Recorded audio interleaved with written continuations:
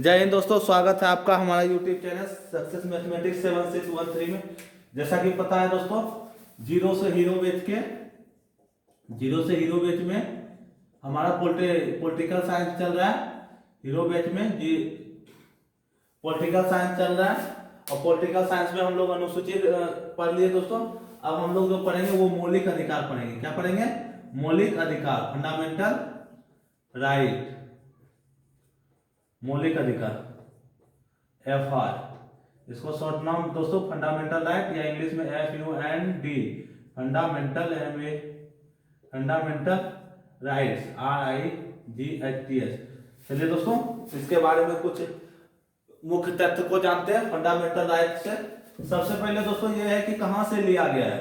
Source, SOURC, कहां से लिया गया है, कहां से लिया गया है। फिर इसके बारे में कुछ लिख लेते हैं दोस्तों। उसके बाद में USA, अमेरिका, कहां से लिया गया दोस्तों?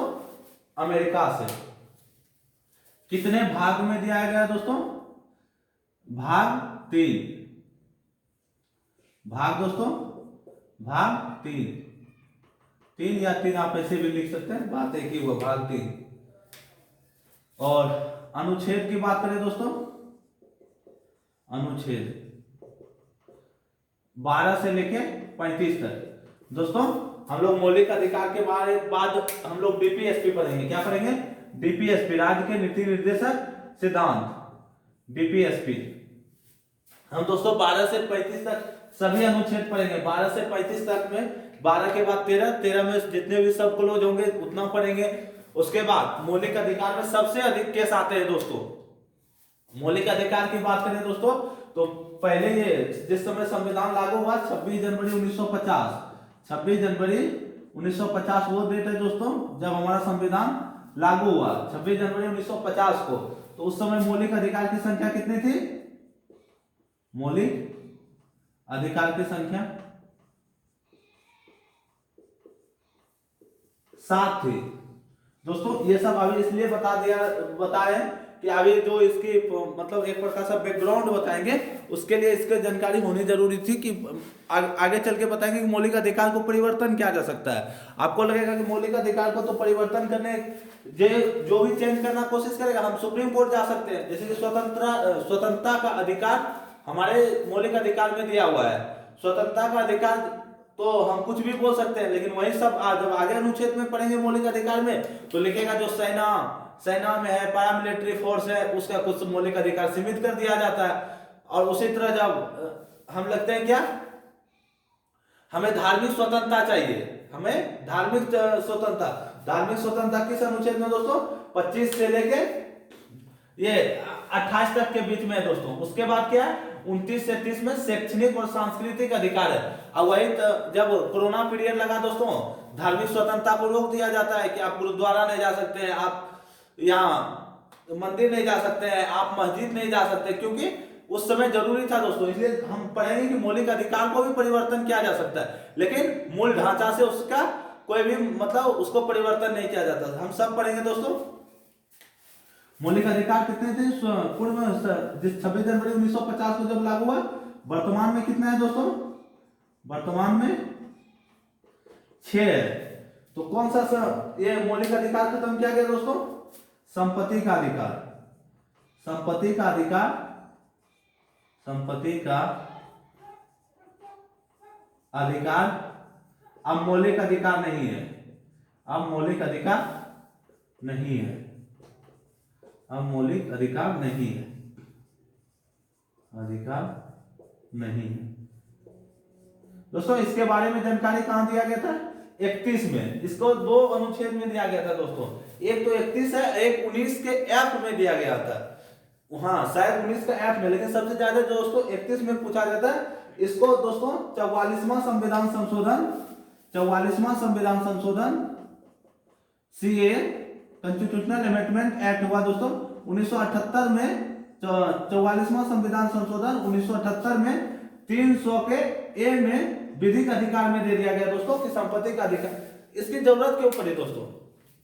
अब मान लीजिए आपका कोई जमीन है, आपका ये खेत है, दोस्तों एक बात आपको बता दें, आज ये मौलिक अधिकार का ये एक प्रकार से भूमिका मान लीजिए या इसका वही मतलब मूल ढांचा मान लीजिए, जो हम क्लास में बोल रहे हैं कि ये आज मौलिक अधिकार को जो हम बोल रहे हैं वो क्लास की मूल ढांचा होगी दोस्तों, कि हम फंडामेंटल राइट पढ़ेंगे कैसे।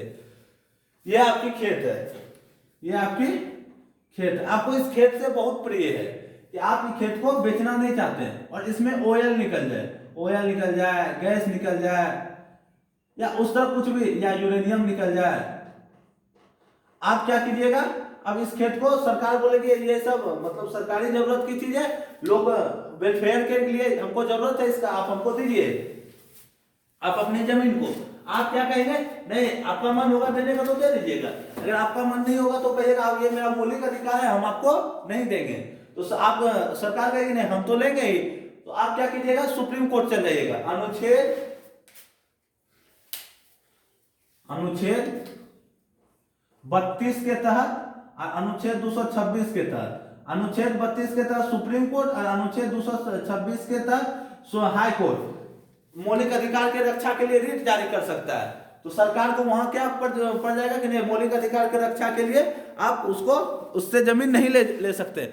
लेकिन क्या हुआ दोस्तों, 44वां संविधान संशोधन 1978 होता है, उसमें कहा जाता है कि नहीं, जब भी की कहता है ये हमको संपत्ति का अधिकार को मौलिक अधिकार से हटा के डायरेक्ट विधिक अधिकार में डाल दिया जाता है कि अब संपत्ति का अधिकार मौलिक अधिकार नहीं है। दोस्तों एक केस बनता है दोस्तों, केशवानंद बनाम केरल राज्य, केशवानंद, इस केस का पहले भी चर्चा हो चुका है दोस्तों मॉक में, केशवानंद बनाम केरल राज्य, बनाम केरल राज्य। इसमें दोस्तों 13 जजों की बेंच बजती है, 13 जजों की बेंच बनती है। दोस्तों आप लोग को कुछ नोट्स करना है तो आप लोग कर सकते हैं, आप लोग के पास 10 सेकंड का टाइम है। चलिए दोस्तों आप लोग नोट्स कर लिए होंगे, हम थोड़ा इधर समझाते हैं। 13 जजों की बेंच बनती है जो कि अब तक की सबसे बड़ी बेंच है, अब तक की सबसे बड़ी बेंच, अब तक की सबसे बड़ी बेंच या केस का सर, अब तक की सबसे बड़ी बेंच या केस थी, होता यह है दोस्तों।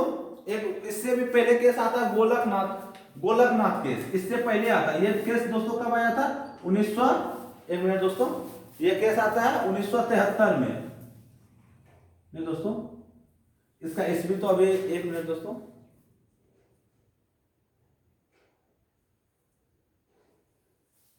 अब इसका केस का एग्जैक्ट डेट हमको इसलिए याद नहीं आ रहा है दोस्तों, हम किसी वीडियो में कवर कर देते हैं। गोलकनाथ केस आता है दोस्तों 1967 में, गोलकनाथ केस आता है दोस्तों 1967 में।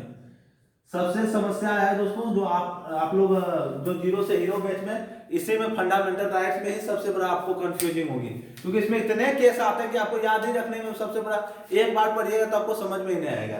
केशवानंद केस में क्या 13 जजों की बेंच बनी, अब तक की सबसे बड़ी बेंच थी। उससे पहले 1967 में गोलकनाथ केस आता है। गोलकनाथ केस कहता है दोस्तों कि सांसद, आप जानते हैं दोस्तों संसद 79 में आता है, 79 में संसद, और एक मिनट दोस्तों वीडियो बफरिंग कर रहे हैं क्या, हम देख लें एक बार, नहीं दोस्तों वीडियो बफरिंग नहीं कर रहा। संसद मूल अधिकार में दोस्तों, इसको मिटाते हैं हम, संसद मूल अधिकार में मौलिक अधिकार में संशोधन नहीं कर सकता। संसद बोलता है क्या, मौलिक अधिकार में संशोधन नहीं किया जा सकता है, मौलिक अधिकार में संशोधन नहीं किया जा सकता है, संशोधन नहीं किया जा सकता है। ये गोलकनाथ केस में बात बोला जाता है दोस्तों, किया जा सकता है। ये किस बेंच ने बोली, गोलकनाथ केस ने। लेकिन जब केशवानंद बनाम केरल राज्य केस होता है दोस्तों, उसमें बोला जाता है कि उसमें 13 जजों की बेंच बनी थी केशवानंद केस में, उसमें बोला जाता है कि अब तक की ये सबसे बड़ी बेंच थी। नहीं, केशवानंद केस में ये होता है दोस्तों कि ये समझाते हैं दोस्तों आपको, केशवानंद केस में ये होता है कि संसद मौलिक अधिकार में तो संशोधन कर सकती है लेकिन मूल ढांचा में बदलाव नहीं कर सकती है। तो सबसे बड़ा बात जो आया यहाँ मूल ढांचा का, किसका बात आया, संविधान की मूल ढांचा में बदलाव नहीं किया कर सकते हैं। बदलाव नहीं कर सकते, नहीं कर सकते। संसद के मूल ढांचा में बदलाव नहीं कर सकते, लेकिन मौलिक अधिकार में संशोधन कर सकते हैं। कुछ को रोकना है परमानेंट ततलबी के लिए या कोई ऐसा हो वेलफेयर सिस्टम के लिए तो आप कर सकते हैं, लेकिन मूल ढांचा से खिलवाड़ नहीं कर सकते। जैसे हमारी धार्मिक स्वतंत्रता, ये मूल ढांचा में दिया है दोस्तों। न्यायिक पुनरावलोकन, ये मूल ढांचा है। ऐसा नहीं कर सकते कि सुप्रीम कोर्ट का मूल ढांचा में न्यायिक पुनरावलोकन ही बंद कर दे कि अब सुप्रीम कोर्ट न्यायिक पुनरावलोकन नहीं कर सकता है। वो हो गया दोस्तों मूल ढांचा। मूल ढांचा और इसमें जो दोस्तों 13 जजों की बेंच बनी थी, इसमें 7-6 से फैसला आया। कितने से? 7-6 से फैसला आया, मतलब 7 एक पक्ष में और 6 एक पक्ष में। तो 7 पक्ष को मत को पारित माना गया, 6 मत को पराजय माना गया। चलिए दोस्तों, अभी हम लोग मौलिक अधिकार का वही पढ़ रहे हैं, बेसिक पढ़ रहे हैं। अभी तो इसको मिटाते हैं।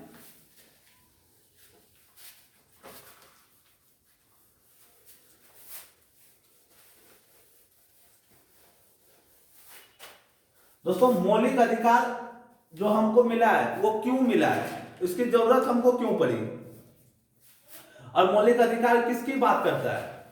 मौलिक अधिकार बात किसका करता है दोस्तों? मौलिक अधिकार और बात किसकी करता है? किसका करता है?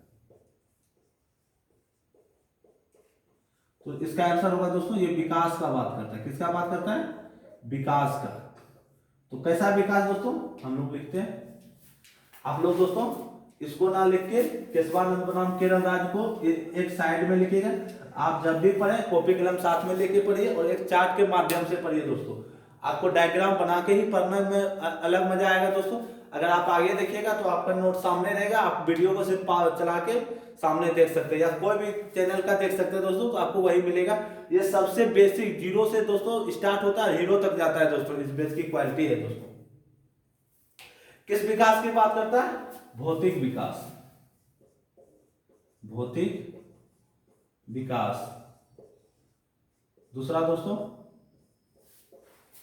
नैतिक विकास, नैतिक विकास। किसका किस विकास की बात करता है? सांस्कृतिक। आप लोग नोट्स कीजिए दोस्तों, इसको फिर समझाते हैं। सांस्कृतिक विकास। चौथा जो है दोस्तों आध्यात्मिक विकास, आध्यात्मिक विकास। आप लोग नोट्स कीजिए दोस्तों, हम इसको समझाते हैं। भौतिक विकास का दोस्तों ये मतलब हुआ किसी का मतलब मूल विकास हो, उसका मतलब एक प्रकार का अपना वो हुआ दोस्तों आधारभूत। नैतिक विकास का हुआ दोस्तों वो लोकाचारी का विकास करे, वो अपने समाज का विकास करे। सांस्कृतिक में दोस्तों जो हिंदू है वो अपने संस्कृति को बचाए, आध्यात्मिक में है वो दोस्तों धर्म को बचाए। इसमें कुछ ज्यादा रखा नहीं और इससे प्रश्न कम ये आते कि किसकी बात करता है। बात जो प्रश्न जो सबसे अधिक आता है दोस्तों वो सब आता है कि कौन कौन से हमको मौलिक अधिकार मिला हुआ है। चलिए दोस्तों आप लोग पढ़िए दोस्तों, आप इसको नोट्स कीजिए।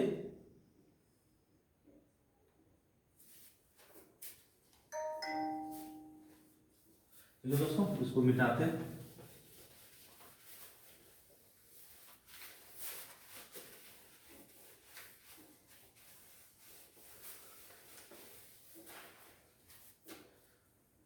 सबसे पहले बोल रहे थे कि दोस्तों पहले हमारे पास कितने मौलिक अधिकार थे? पूर्व में 7, अब कितने हैं? 6। कितने मौलिक अधिकार है? 6 वर्तमान में। तो सबसे पहले जानते हैं दोस्तों कि कौन कौन सा मौलिक अधिकार हमको मिला हुआ है।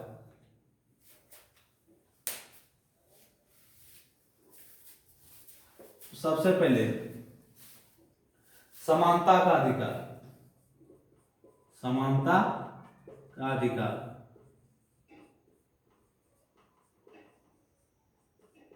समानता का अधिकार। दूसरा जो है दोस्तों फिर इसका अनुच्छेद लिखेंगे दोस्तों, स्वतंत्रता का अधिकार, स्वतंत्रता, स्वतंत्रता का अधिकार।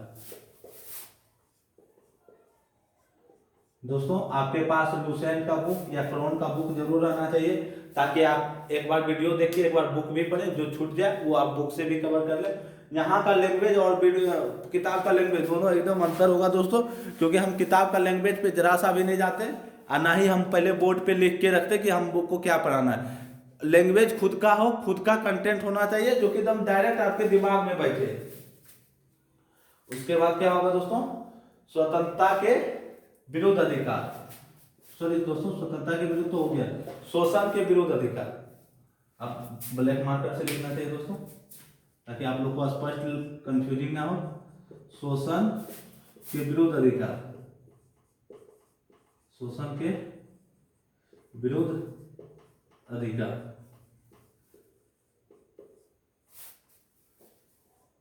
चौथा जो है दोस्तों, शोषण के विरुद्ध अधिकार के बाद धार्मिक स्वतंत्रता का अधिकार। धार्मिक, दोस्तों बोर्ड छोटा है इसीलिए आपको थोड़ा पीछे अटकना पड़ता है। धार्मिक स्वतंत्रता का, धार्मिक स्वतंत्रता का अधिकार।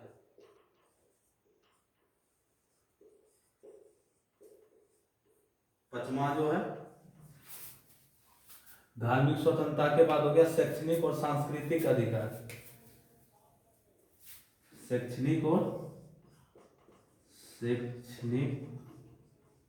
और सांस्कृतिक अधिकार, और सांस्कृतिक अधिकार, सांस्कृतिक अधिकार।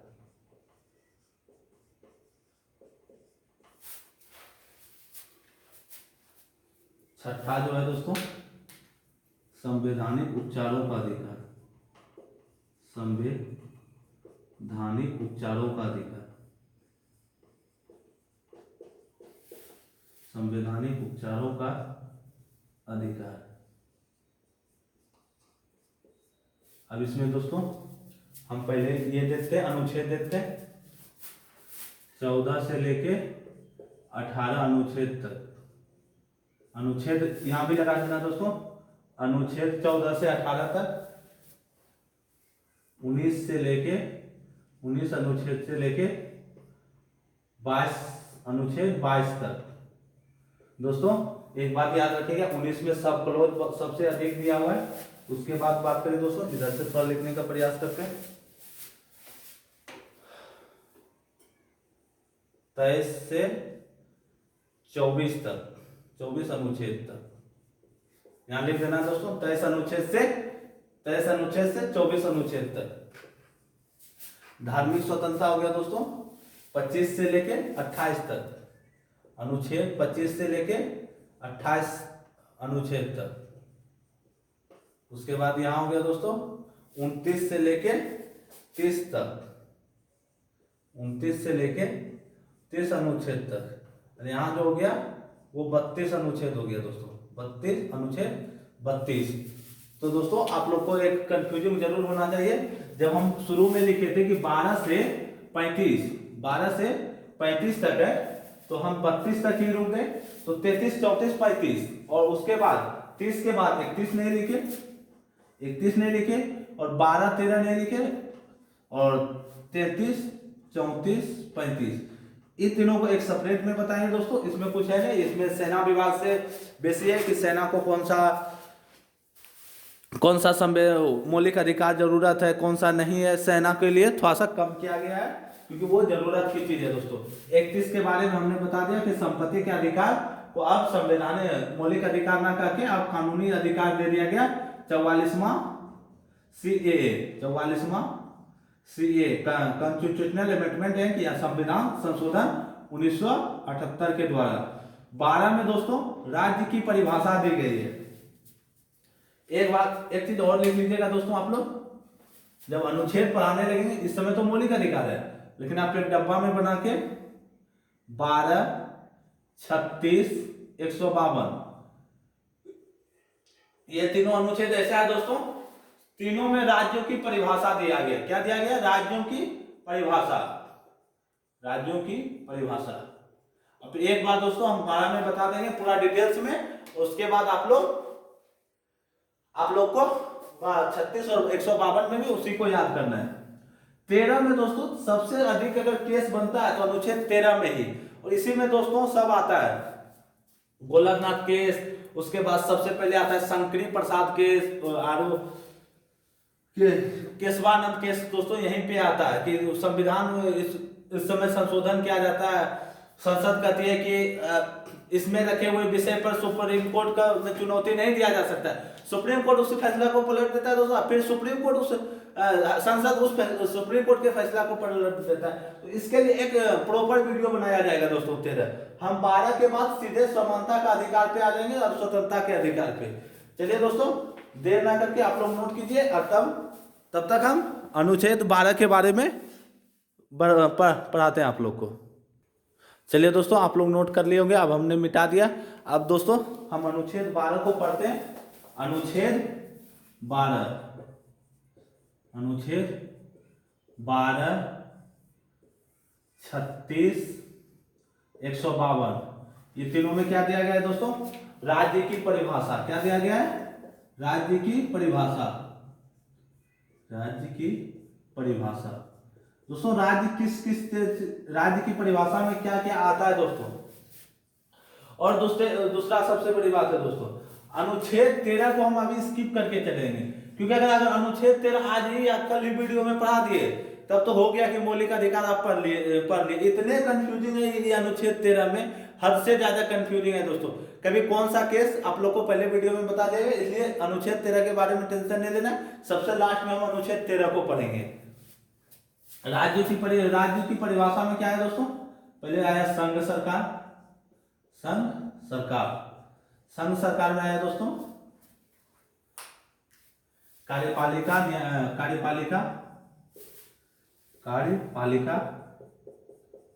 और दूसरा विधायिका। फिर आया राज्य सरकार में क्या है दोस्तों? हम मार्कर को बदलते हैं। राज्य कार्यपालिका,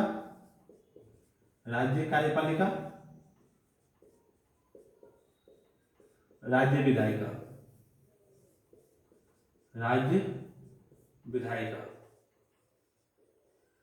उसके बाद आया दोस्तों स्थानीय सरकार।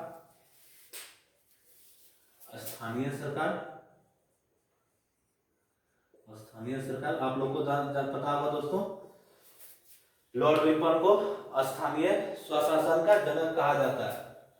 और एक चीज छूट गया था दोस्तों उस समय, जिस समय भाग 3 में बोल रहे थे, इसे संविधान का मैग्ना कार्टा भी कहा जाता है दोस्तों। मैग्ना कार्टा, भाग 3 को संविधान का मैग्ना कार्टा भी कहा जाता है। मैग्ना कार्टा का अर्थ बहुत जगह सुनिएगा दोस्तों, मैग्ना कार्टा दोस्तों उत्तर मुगल काल पढ़िएगा। उत्तर मुगल काल में भी दोस्तों फर्रुखसियर का आदेश को अंग्रेजों का मैग्ना कार्टा कहा जाता है। और एक जगह आपको सुनने में आएगा दोस्तों मैग्ना कार्टा, हम बताएंगे कि किस समय मैग्ना कार्टा आपको सुनने में आएगा। भाग 3 या अनुच्छेद 12 से 35 या मौलिक अधिकार को ही संविधान का मैग्ना कार्टा कहा जाता है। स्थानीय सरकार में दोस्तों आया, स्थानीय सरकार में आया ग्राम पंचायत।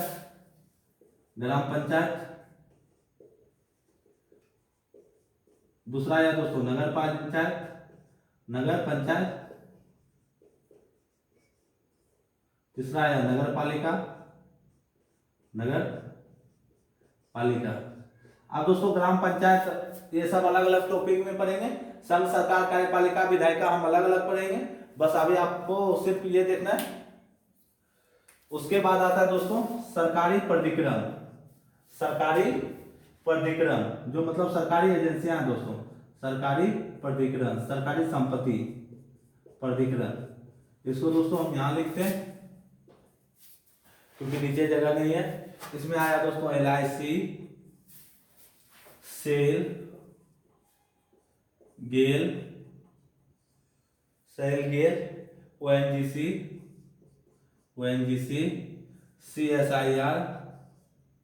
CSIR दोस्तों।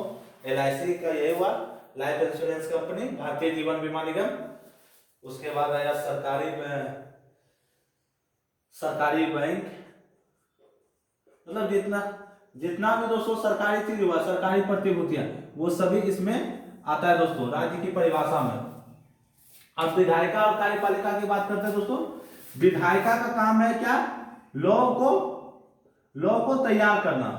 मान लीजिए कि अभी लॉ क्या है दोस्तों, 104वां मान लेते हैं कोई कानून बना दोस्तों, अभी हाल ही में एक कानून देख रहे हैं दोस्तों कि कोई बनाया, जैसे कि मान लेते हैं कोई कानून का आपको एग्जांपल देते हैं, विधायिका से वो पास होता है। विधायिका में कौन कौन आता है दोस्तों, आप लोग कमेंट करके जरूर जवाब दीजिएगा दोस्तों कि विधायिका में कौन कौन आता है। आप लोग जवाब दीजिए दोस्तों कि विधायिका में कौन कौन आता है। विधायिका में आ गया दोस्तों सीधी सी, मान लीजिए आप संसद और संसद में क्या आ गया दोस्तों, प्रेसिडेंट, राष्ट्रपति और लोकसभा और राज्यसभा। कौन कौन आ गया दोस्तों, प्रेसिडेंट, लोकसभा और राज्यसभा। कार्यपालिका में कौन कौन आया, कार्यपालिका में आ गया दोस्तों प्रधानमंत्री और मंत्रिपरिषद। दोस्तों राज्य कार्यपालिका में कौन कौन आया, मुख्यमंत्री और राज्य मंत्रिपरिषद।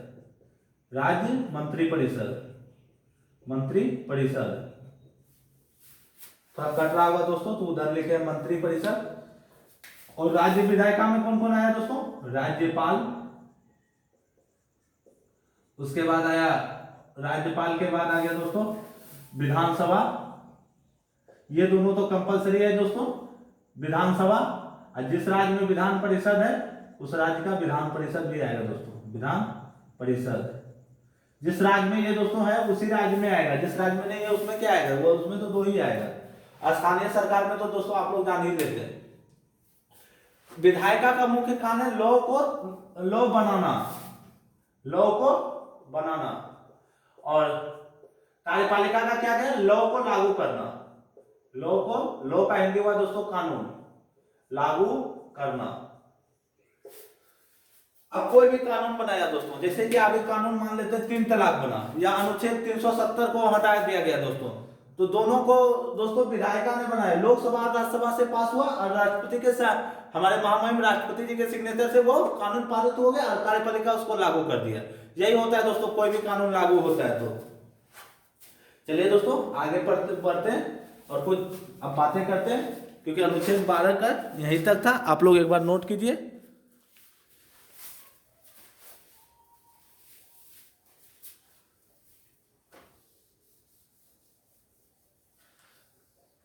आप लोग से कुछ प्रश्न पूछते हैं दोस्तों जो कि अनुसूची से पढ़ा दिए हैं। 8वीं अनुसूची में क्या दिया गया है, 8वीं अनुसूची में क्या दिया गया है। उसके बाद 9वीं अनुसूची कब जोड़ी गई। आप लोग को शॉर्ट वीडियो के द्वारा दोस्तों इसका आंसर दे दिया जाएगा। उसके बाद 10वीं अनुसूची का संबंध किससे है। 5 प्रश्न पूछेंगे दोस्तों। 10वीं अनुसूची, उसके बाद अनुसूची 3 में किसकी शपथ की बात नहीं की गई है। और सबसे अधिक किस राज्य का राज्यसभा सीट है।